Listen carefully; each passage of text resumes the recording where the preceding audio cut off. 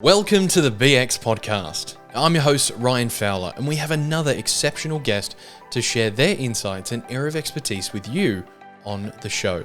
Now, just before we jump into the episode, make sure you tap that follow or subscribe button on your favorite podcast app to get more BX Podcast episodes right there in your pocket. Now, if you would like to find out more about BX and attend a meeting either in person or online, head over to bxnetworking.com/locations. That's bxnetworking.com/locations. Nicole Davidson is a negotiation expert. Now, Nicole brings a wealth of experience in the legal, insolvency, and banking sectors to her negotiation practice. She offers training, coaching, and mediation services. In 2021, In 2021, Nicole received the Resolution Institute's Award for Achievement by an Emerging Practitioner, and in 2022, she was recognised in the Australian Law Awards as Mediator of the Year and listed as one of Inside Small Business Magazine's top 50 small business leaders. In 2023, she was a finalist for Thought Leader of the Year at the Women in Law Awards for her work in promoting early mediation and challenging the current dispute resolution process. Nicole, welcome to the BX Podcast. Thank you, Ryan. It is absolutely a pleasure to be chatting with you. You've got some pretty interesting achievements and awards from the last few years. What got you into this space of negotiation and helping people understand it? Yeah, look, I have to say, it's not something I consciously chose to get into. It was opportunities that drove me in the direction that I now am. And I guess if I look at the first part of my career, it was all based around legal advice, insolvency advice, investment banking, working as an advisor. And there was always something that didn't quite flow for me. I felt like I wasn't making enough of a difference to people in the work that I did. So after doing that for nearly 10 years, I went into people and development, looking at in-house training roles, really helping people build those so-called soft skills that are required in addition to technical skills to be excellent, which I loved, but I felt like I wasn't a subject matter expert on it. And then eventually I started working with a training consultancy that just did negotiation and conflict resolution training. I was able to deep dive into that material. I absolutely loved it. And after doing that work and training for a little while, I decided I wanted to be doing as well as training. So I was a better trainer. So I did my mediation accreditation and set up my own shingle so that I could have a mixed practice of, the doing of negotiation and the teaching of negotiation. Why is this such an important part of your life? Well, I think seems like you're really driven here for this. Oh, look, I think for me, the thing that makes it so important for me is that when I work with people, I really can tell that I'm making a difference to them, whether it's giving them skills through training that they never knew that they needed. And suddenly they go, oh my God, if I'd known this back when I did this other thing, it would have made such a difference. So for me, that reward of actually making a difference to people, it might be that, or it might be getting to the end of a mediation and, just seeing the shoulders come down from somebody who's been in a dispute and suddenly that's resolved. So for me, that's why it's so important. But I think also for everyone, a lot of people tell me they don't negotiate, which I don't believe to be true, because negotiation isn't just those big deals. It's not, oh, I sold my business or I bought a house or I did something really significant. Negotiation's also the discussions that we have around the scope of our job, around the timing of holidays, around the conversations we have with our partners about, who's doing the washing, who's picking up the kids. Negotiation is every day in life. It's probably one of the things we do most often, but we are really, rarely taught to do it. And that's why I'm really passionate about getting out there and helping people do it better. I've heard so many times from so many different people in different industries and spaces that go, if you're a business owner, you're in sales. Sure, yes, we have to make sales and do all those sorts of things. That's our business. But there's a huge part of sales that I think very rarely gets spoken about, and that is this negotiation aspect. Take us to one of your workshops as an example. The people that are in sales, they're learning this process. They're the ones that haven't really experienced it yet. Yeah. Why are they looking to increase this, for a term that you used earlier, soft skill? What's the impact it's actually going to have on them?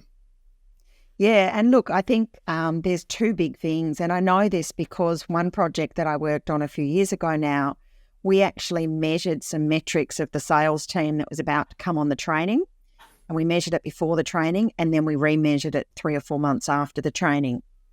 And what we found from these salespeople, and some of these salespeople had been doing sales for a very long time, we ran the training and it didn't focus on building a pipeline. It didn't focus on the start. It really just focused on the conversations you have with the client to actually negotiate the close.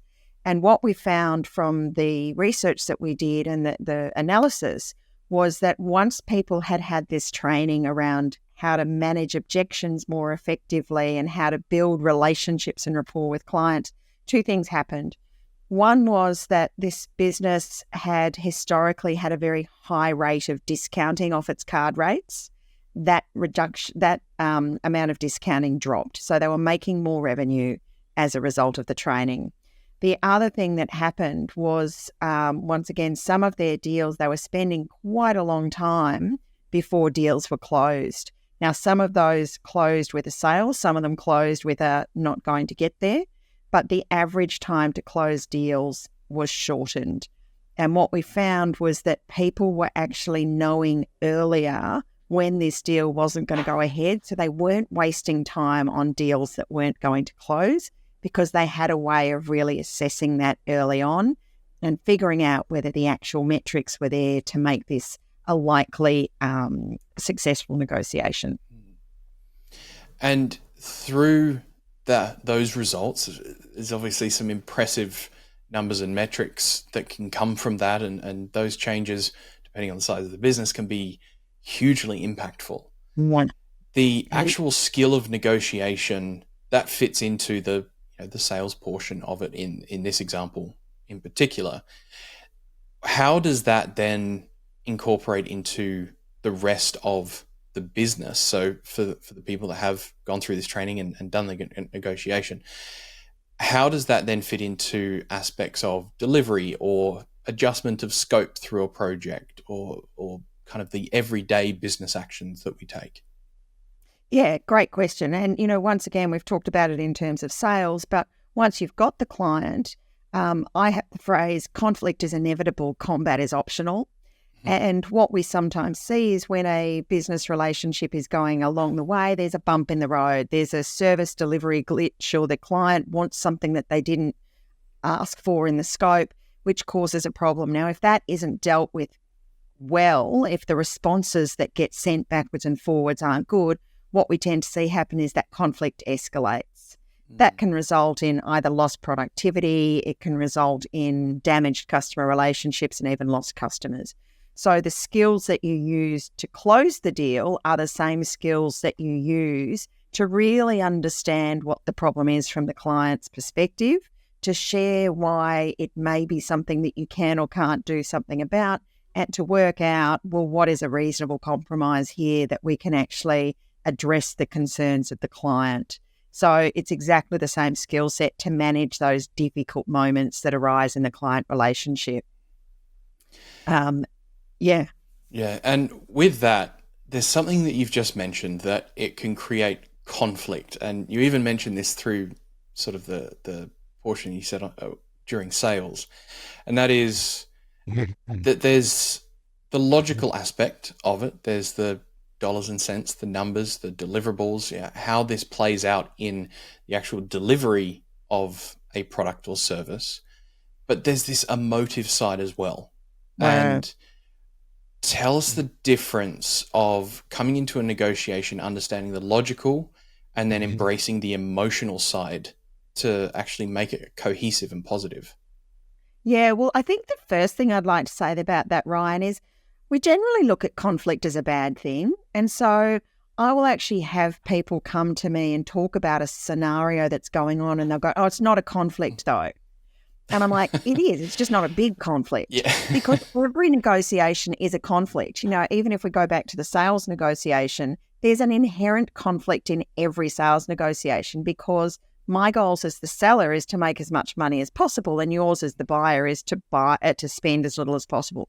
So every negotiation actually is a conflict. So what we're really looking for when we get to these sort of more challenging conversations is, yes, we've always got conflict, but sometimes the level of emotion comes up because of the importance. Now, once again, no humans make decisions without an emotional reaction. So emotion is everywhere. I hear some people say, "Oh, we've got to take the emotion out of this negotiation. Let's just be rational. Let's just be logical." That's actually not the truth, because we need some degree of feeling and emotion to be able to make decisions. But it's about recognizing when the emotion is getting too strong, so that that negotiation isn't going to be able to progress effectively until you've managed that emotion and brought it back. So I talk about, you've either got a situation where the emotion is too hot, you know, that's where somebody's really too angry or frustrated, and you'll probably see yelling, you'll probably see aggression, you'll probably see really poor listening skills being demonstrated. Or you've got a situation where the emotional temperature is too cold, and that's where somebody's gone into conflict avoidance mode. So they're either in that conversation going, yes, yes, yes, agreeing with everything you say, but then going off and doing something different afterwards, or they're just avoiding coming to the negotiation table at all. So if either of those two things are there, the first thing we've got to do is actually manage that emotion, to understand what's going on, either to calm down the really angry, irrational person, or to make the sort of conflict avoider feel more comfortable to be able to come into the conversation. And then we get back into our sort of negotiation problem-solving piece. So from your experience, what is it that you've seen more of? Is it the aggressive negotiator, or do you see more people in the avoidance space and feel that disconnection? What's more prominent? I think there's a lot goes on in the avoidance space. You know, a lot of people will use phrases like, "Oh, I don't want to rock the boat," or "Oh, it's too hard. I'll just let it slide." And this is one of the problems, because the minute we start avoiding those discussions when there are small conflicts, what happens is we actually almost automatically increase the level of conflict, because you get this recurring pattern of small conflicts, and suddenly you've built up an amazing mountain of conflict because nothing's been dealt with. And so that's where you will have somebody who you will see who's avoiding conflict, avoids, and suddenly one day they just explode. They let it all come out. And that's why those skills at being able to raise the little things that you go, "Oh, it's too hard. I can't be bothered. They're going to yell at me, or they're going to get upset." So we make excuses for ourselves to avoid that conversation, but we really need to. I mean, in some ways it's easier to deal with someone who's at the angry level, because at least you know it's there, you know where they are, you know what they stand. At least they're connected. Yeah, exactly. And you're forced to deal with it because they're there wanting to deal with it. So sometimes it's the conflict avoiders that actually create more difficult scenarios, even though they might be doing it to not upset you. Yeah. It's interesting. Just what you've said reminds me of a scenario that didn't happen specifically in my life, but I refer to it fairly regularly because I was quite close to it. And I call it the McDonald's incident. And it was two parties who would regularly butt heads. They knew each other. They'd worked together for a long time. And they got into a scenario where there was one tiny thing that happened, and someone accidentally put McDonald's on the wrong card. So they meant to pay personal, they accidentally paid out of the business account. Simple accounting error, right? You can pay it back, sort it out, it's done.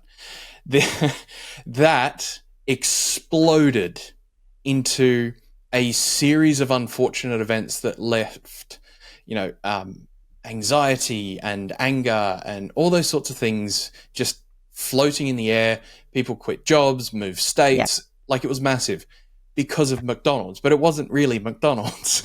No, Yeah, that was it's the kind of straw that everything that broke the led up camel's to it. back. Exactly. Yeah. And it kind of sums up really well. And that's the scenario that pops into my mind. So I'd like to explore this with you for a minute and get into more of the psychology aspect of what actually gives people the avoidance behavior. Because I'm sure in your time and experience, you've probably got a pretty good understanding of a lot of what causes this. So if someone's sitting there knowing that there's a problem, they've got that little churning feeling in their gut, it's eating away at them, what is some of the psychological reasoning behind the conflict avoidance that will eventually turn into a McDonald's incident?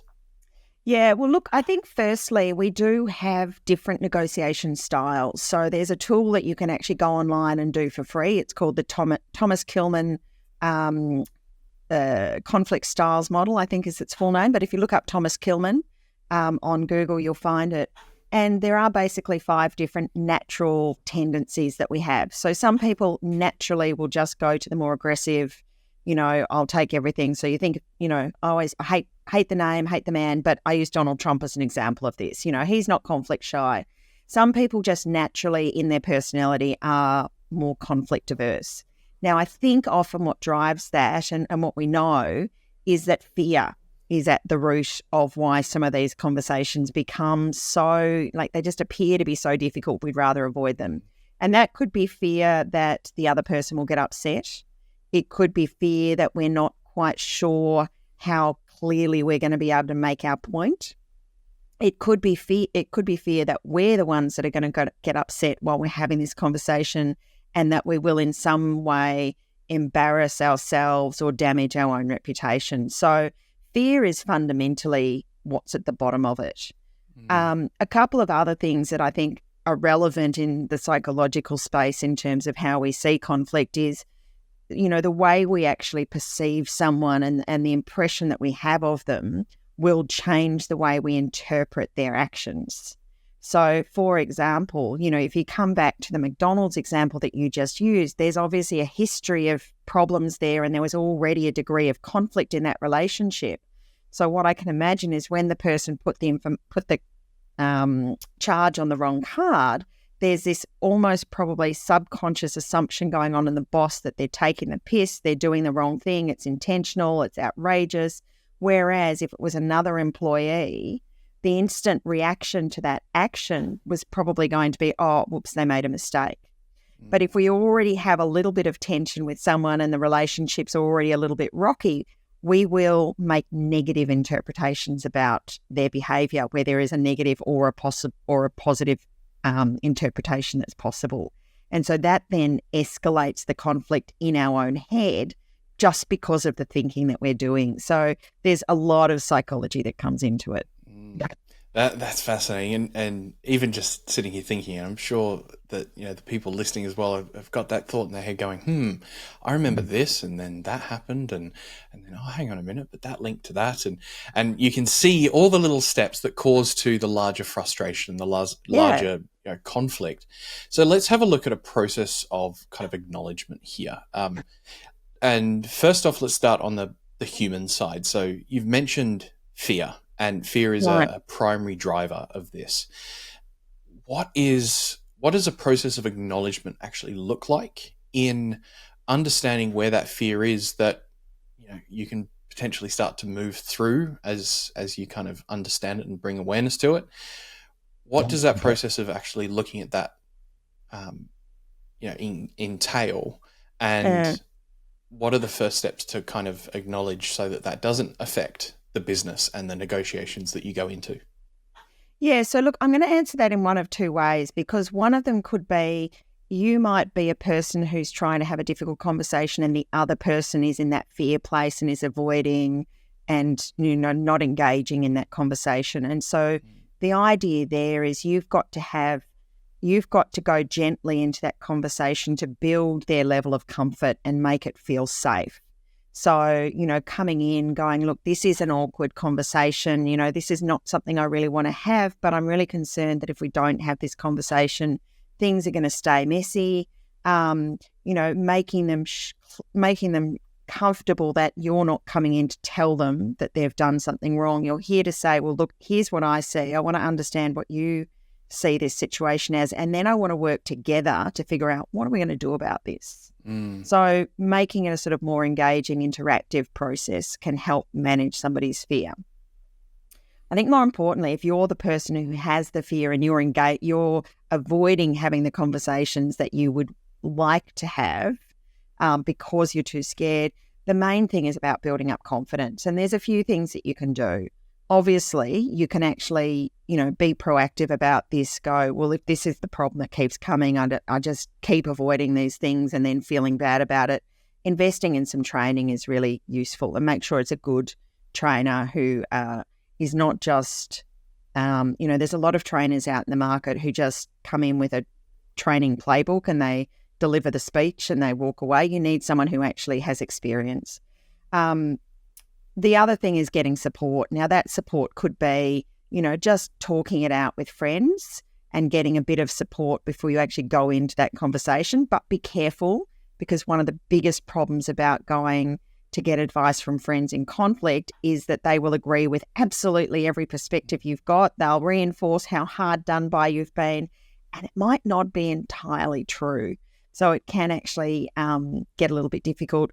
But otherwise, find somebody who can give you some guidance. So it might be a psychologist or a counsellor who's experienced in these sort of things. It might be somebody who's specialised in conflict like myself, where you can actually go and, practice. What are you going to do if they respond this way? How will you do it?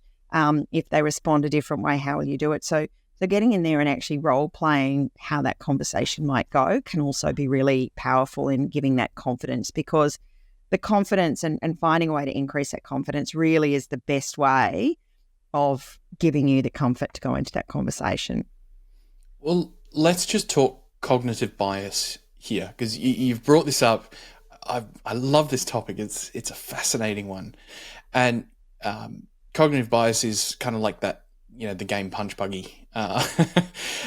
It's probably going to be more like Tesla buggy soon, because of how many Teslas versus Volkswagen Beetles. But if you're not from Australia, it's like the how many red cars are on the road kind of thing. But you'll always pick up the thing that's in your environment, or the thing that you're actively awareness and looking for. You've mentioned that oftentimes comes from friends and family, and how hard done by you've been, because there is only one side that they're seeing. They're seeing your side and your perspective. Yeah. Tell us about relinquishing the cognitive bias, and you've mentioned get some extra support, but from an internal perspective and the actual depth of thought, what are some of the ways to question that and question your own cognitive bias so that you can get a more open perspective? Yeah, well, the interesting thing with that is there's something like 160, it's somewhere around the range of 140 to 160 different cognitive biases. So there's one, as you've talked about, once you become aware, like I remember when I became pregnant with twins, I suddenly saw twins everywhere.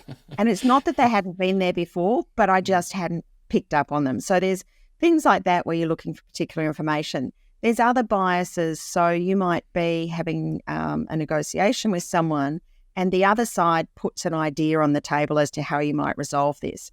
So there's another cognitive bias that says we will automatically discount how good that solution could be just because it came from the other side and not from us. We won't give it as much credibility as if it had come from a friend. So there's literally 140, 160 or so different cognitive biases. Now, the challenge with these cognitive biases is they're actually inbuilt into our brain. If we didn't have them, we would have to do so much analysis to make every single decision that we would become unfunctional. So, for example, if I said to you, pick up your pen and sign your name, you're not going to consciously think about which hand am I going to pick my pen up in, because you've got this subconscious shortcut that just goes, we know that we do this. So we've got all of these. Now, the bad news is they can't be turned off. They are literally inbuilt. A lot of people have just gone, oh. I know. It's terrible, isn't it? It's really terrible. So there's a couple of things, and there are research studies that show that even when you tell people about some of these biases and then you put them in a situation, they're still impacted by these biases even though they know it. So what can you do? The one thing is to remind yourself that biases exist and to slow things down. And that's the biggest thing, is giving yourself time to reflect and questioning everything. So if I get if I'm in a negotiation and someone from the other side puts a solution on the table and my gut instinct is, nah, that's terrible, I might need to go, hang on, just stop. Let's think about this. If I'd come up with this solution, what would I think about it? Or if my business partner had put this idea on the table, what would I think about it? So it's really about slowing down, because those cognitive biases operate very quickly, very instinctively. So it's about going, okay, yes, I've rejected this, but let's circle back a little bit and give it a little bit more treatment. And a lot of it is about empathy as well. So actually, understanding things from the other person's perspective and going, okay, well, they could have meant it this way, or they could have had a more positive impact. So slowing down and questioning things is really the best way, or having I'm going to say a neutral third party, because once again, where we've got friends, they often kind of eat off our biases. They sort of, they pick up our biases to support us, so they can be as impacted as we are ourselves. So getting somebody who is a little bit less involved in the negotiation or the conflict to come in and give you that sort of slightly more neutral, unbiased analysis is another positive way, which is, why I do some of the work that I do, to come in and have an opportunity for people to use that sort of service. That's really interesting. And the number of cognitive biases, I'm sitting here going, oh, do I really have that many? So hopefully you do, otherwise your brain's not working properly. Yeah, there's a little misfiring neuron somewhere. What I want to do now is I want to bring this into some of your experiences, because you've been in this game for a fairly significant number of years. You've got a lot of experience under your belt with this. And I could ask you the question of, what's some of the most successful negotiations you've had. I don't want to ask that question because I feel like we learn more from the misgivings, the perceived failures, but let's call them lessons for now. If you take a moment here and think of one of your biggest lesson learning negotiations, what would it be? That is an amazing question, Ryan. And look, I think the thing that I've learned over the years, so I've been in the negotiation space for around 10 years now. And I think the biggest lesson that I've learned along the way is to never make assumptions, or at least, because we can't stop making assumptions, to question what are the assumptions that I am making, and is there a chance they're not true? And I say that because I think so many of the things that I see turn to conflict are actually based around false assumptions.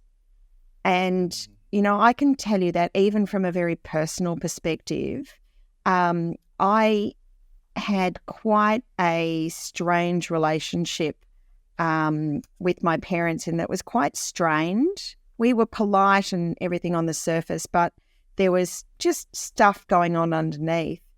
And it was only when my father was very sick and we actually sat down and had a conversation and I talked about some of the things that had happened in the past that had really upset me and made me feel that I wasn't, as cared for as I might have been. And he talked about some of the things that I'd done that they then assumed meant I didn't give a shit about them, technical term. Yeah. And it was only when we went, oh, but I didn't mean that. That's not why I did what I did. This is why I did what I did. And it was only when they got cleared up that we're able to go, oh my God, how ridiculous is that? And I think that happens in all sorts of dimensions of our lives, where we make an assumption about something, we act as if it's true, and we don't actually go back and go, hey, when I thought that they did this for this reason, do I actually know that that's true? Do I have any evidence to support it? And And so I think that is really a key thing for people, understand when you are relying on information that you know to be true and when it is something that's an assumption, even if it's a pretty good assumption and, the reality is it's pretty likely to be true. Yeah. Sometimes it's worth checking. Deductive reasoning versus actual fact. Yeah. Yeah. That's really interesting. When you let go of the assumptions, actually had an open evidence-based conversation and heard both sides equally, how did the result of that then play out for you? Oh, in the family scenario, it was just a massive relief actually to have that conversation, because suddenly it's like all of these things that I'd been thinking and feeling, I was wrong.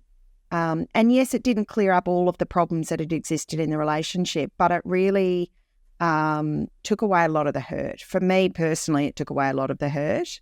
And, I think it leaves you with this sense of, my God, if only we'd had this conversation years ago, it would have been quite different. And, as I said, that's a very personal story, but this is equally applicable in business. Yeah. Absolutely applicable. Yeah, it's a very powerful lesson, what you've just shared. And I've seen it happen in other areas, business and even in my own life. There's been, certain things that you hold on to and resentment is often a word that gets attributed with it. And one of my favorite sayings around that is, resentment is like a poison you drink hoping the other person will die. I use the same quote, but I say anger. It works the same for anger. So I like that. Yeah. Yeah. And it is. I mean, I do a lot of work in the business ownership disputes sector. So, people have gone into business together, and it's one of these areas where this comes time and time again. They get into business together. It's all happy days. We're doing a great thing. We move along, and suddenly person A wants the business to go this way, person B wants it to go another way, or person A thinks person B is not contributing enough hours of work, and that resentment builds and builds and builds, and they never talk about it. And then eventually it all blows up. Now, once again, if it's early enough, if we get to that dysfunctional relationship stage, that's where I'll come and do it. I sort of talk about it. It's a bit like marriage counselling, but for business. Yeah. And we actually try and clear up some of those issues and go, okay, well, you feel that they're not doing enough. What do you expect them to be doing? What are they doing? Why are you doing what you're doing? Why aren't you doing more? And we have those conversations so we can clear everything up and allow them to go back down the journey. If you leave it too late, it's almost impossible to bring it back, because the conflict has escalated so much that now they just want to be split of each other. And so that's where we come in and try and make the divorce process a little bit smoother. And with all of that in mind, the experience that you've shared, the one kind of key to self-adjustment in this situation that you've brought up a few times has been the value of questioning. And just before we kind of wrap this episode up, I'd love for you to share a bit of a model, a little bit of a thought process that you go through when it comes to questioning, the type of questions that you actually ask yourself or you ask others in your case, and what that actually does to resolve conflict within yourself and in a negotiation. Yeah, look, I think if I could give one piece of advice around questioning, because it's an area that I could spend hours talking about. It's a big topic. But if I could say, the one thing that I find is a lot of people slip into closed questions. We ask questions because often what we're doing is we have an idea in our head of what's going on. So we ask a question that is either to confirm or contradict what we believe to be true. Now, by doing that, we're automatically limiting the ideas. So just being aware of when you're asking closed questions versus when you're asking open questions. And so just, high level closed questions, small amount of answers. So you're going to get a yes, no answer. Or there's what I call limited value closed questions, like when did you do this? What did you do? It's very directed, that question. but using more broad things like, can you tell me about what's important to you about this process? That is actually a really broad, open thing. So you'll actually find out more from the other person than if you use really kind of closed-in questions. So I think just even being aware and just, record a conversation one day that you're having with someone and then go back and listen to what you're talking about and what are the questions that you're asking. I always say the 3 qualities of an expert negotiator are these. 1 is they have a mindset of curiosity. They don't assume that they know everything. 2 is that they ask great questions to learn more information. And 3 is if you're going to ask great questions, there's no point doing it unless you're an expert listener.